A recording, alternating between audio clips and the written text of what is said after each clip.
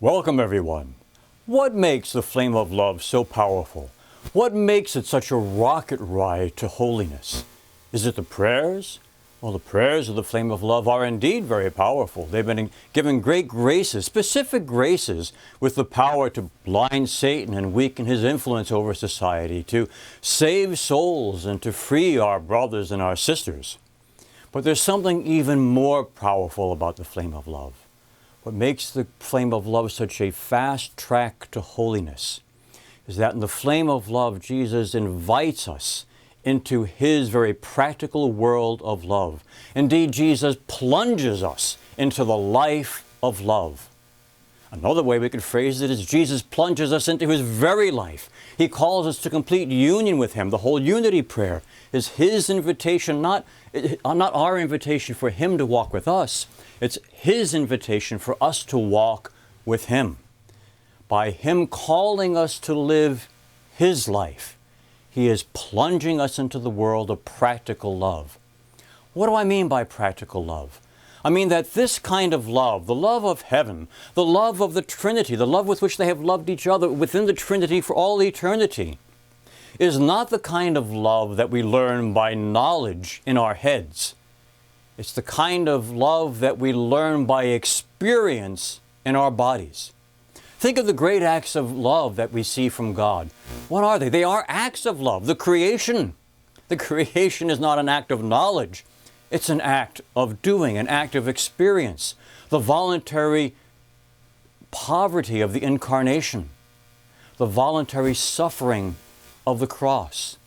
All of these were things that we did, or Jesus did in his life, things that God does. The practical implications of love, the practical life of love. Indeed, it's not knowledge in our heads. It's the experience of our bodies and our lives. Even our own everyday life. If we turn to our wife or to our husband and say, well, yes, dear, I've studied this very carefully and I've come to the conclusion that, yes, after all, I do love you. Not exactly what we might think of as a loving relationship. The love that binds together all eternity. The love that is God, that he showed us in the action of the cross. Sometimes when people read the spiritual diary of Elizabeth Kindleman, the foundational document of the flame of love, they look at Elizabeth's life and how much Jesus asked of her, how austere it was, how much suffering there was, the constant requests and demands for self-renunciation that he made. And we think that Jesus was really hard on her. And it's actually quite different than that. What Jesus is doing to Elizabeth and what he's doing with us in the flame of love is inviting us to see how far we can take love. How much can we love? How far can we go with love? After all, it is the flame of love. And this is the love we must have for all eternity. So let's look at some of those practical instances and see why the flame of love is so powerful. If you remember the instance when Elizabeth is in the pharmacy, she's picking up something, I think her grandchild was sick. And she picks up a magazine to read it. And Jesus says, put it down. You could be using this time to pray for the salvation of souls, for souls who are suffering. And we think, well, Jesus is being so hard, so demanding. But no, let's put it in a different perspective. Let's think very, very practically. If I am truly living a life of love, not just saying I'm living a life of love, but really living a life of love, if I have a choice between reading a magazine for my own entertainment and praying for the salvation of souls, for the blinding of Satan, for the breaking of his influence, for the freeing of our brothers and sisters, which one does love tell me to do? If I've got a choice between watching my favorite TV program or watching football on TV or golf or whatever it might be that I enjoy, or using that time again to work for the salvation of souls, which one does love practically choose? Can you see what Jesus is inviting Elizabeth into?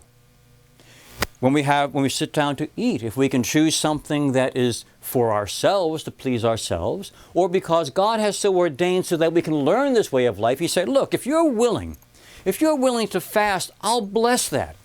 And I'll make that part of my redemptive life. I'll make that part of the work of salvation. If you're willing to take your meals and make them tasteless rather than tasty, because remember he said, what's tasty to you is tasteless to me. The things that indulge ourselves are tasteless to Jesus. The things that are love are what are pleasing to him. So he says, look, if you're willing to make your meals tasteless, I'll take that and I'll use that for salvation because you're living the kind of love that I lived.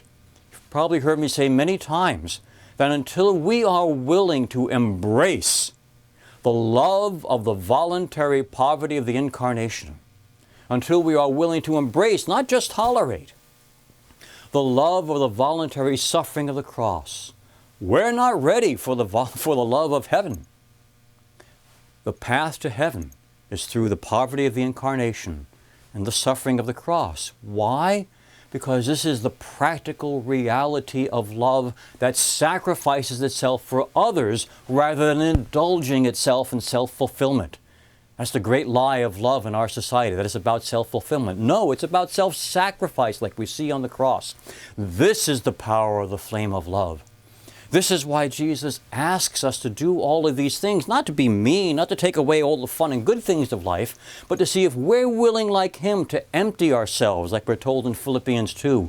How he didn't hold on to being God, he emptied himself for the sake of love to save us. Are we willing to partake in that love of salvation for our brothers and sisters by emptying ourselves and giving up those things that we want? You know, we turn to God and we say, oh, Jesus, Jesus, I love you, I adore you, I'll do anything for you. And he says, well, okay, fast. Oh, but Lord, then I'll be hungry. But Lord, I love you, and I'll give everything to you. And he says, well, okay, get up at night and pray with me as I seek souls in the night. And I'll make your prayer such that it will save even the hardest sinner who is dying. Oh, but Lord, then I'll be tired. Oh, but Lord, I love you, I'll die for you. And he says, no, you don't need to do that with your blood. You could just do that with your life. You know what, just make your meals tasteless, and I'll use that for salvation. Oh, but Lord, I'm Italian. You know, or I'm Indian, or I'm French, or whatever works with our tasty meals. No, you see what is happening in the flame of love is Jesus is inviting us into his love, the practical love. Look, we can phrase it this way.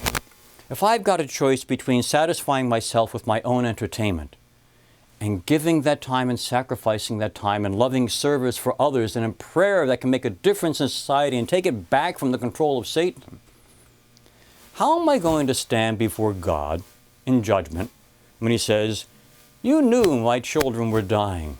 You knew souls were hurtling into hell. You knew that the world was just choking on the deceits of Satan, just like our Blessed Mother says, that the world is suffocating on the sulfurous hate of Satan. You knew all that, and how much TV did you watch? Is that love? Or is that self? Yes, the flame of love calls us to the practical experience of love. It calls us to every moment to pour out our lives for others just like Jesus did. It calls us to walk with him, to sacrifice ourselves for others because that is what love is. Right? 1 John 3:16, 1 John 4:9. This is how we know love, that the Father gave the Son, that Jesus came for us, and so we should do for others. This is what makes the flame of love so powerful.